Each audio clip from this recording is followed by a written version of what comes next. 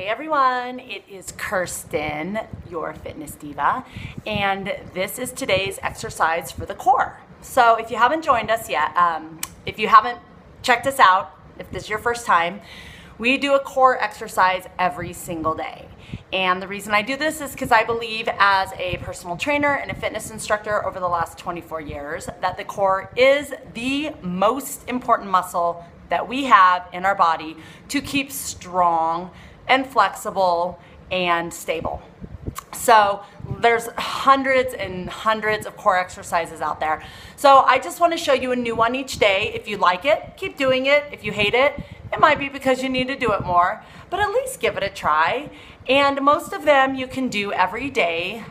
They're not tearing down the muscle, they're just stabilizing the entire core. I do stuff on the ball, I do stuff on the floor, and today we're going to be doing an exercise on the floor. This is an exercise I really like. It's balance. It combines balance and strength and flexibility of the core. So I'm going to show you what it looks like and then we'll break it down. So here is what it looks like. I'll show you the front and the side. So you're leaning back, your feet are off the floor, you're making a V with your body, and then you clasp your hands together, and then your hands touch the floor on one side, and then touch the floor on the other side. So you're twisting your body from side to side.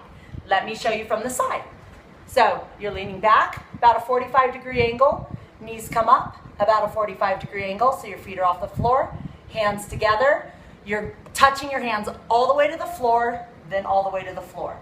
So what I see a lot of people doing when they do this incorrectly is they're just kind of doing this, which is a great way to start if you are starting off and you don't have the flexibility of the spine, but it's not giving you full range of motion. So I want you to bring your hands all the way to the floor, all the way to the floor, and I know it's hard.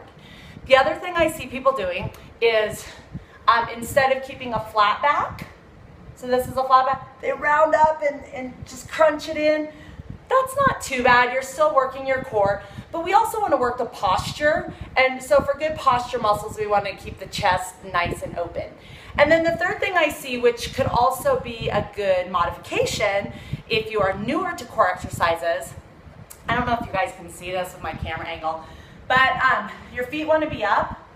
If you need to start with your feet down, or even holding your knees and then just doing one arm side to side and then the other arm side to side until you work up to being able to let go of your knees and just balance, then that's fine too.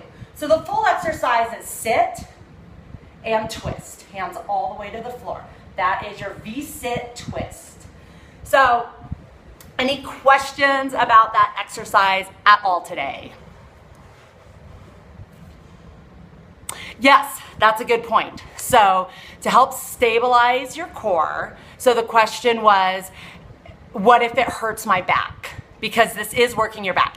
But to help stabilize that, if you suck your belly in as tight as you can and tighten it up like if I was to punch you in the stomach, it wouldn't even hurt, then that helps keep everything stable and keep everything together.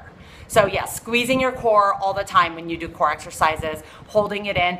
I like to think of it as sucking in my stomach, like if I was at the beach and some hot guy was walking by and I was in a bikini and I knew he was going to be checking out my belly, I'm going to suck it in and tighten it up as much as possible. So that's how you always want your core to be during all your core exercises. And yes, for breathing, that's an excellent question too. So you want to exhale when it's hardest on any exercise. So you exhale on exertion. So on these, going down, I exhale. And when you exhale, that's a great time to remember to suck your belly in. So as you exhale, pull your belly in as tight as you can. So what other questions do you guys have? Anything for the core today?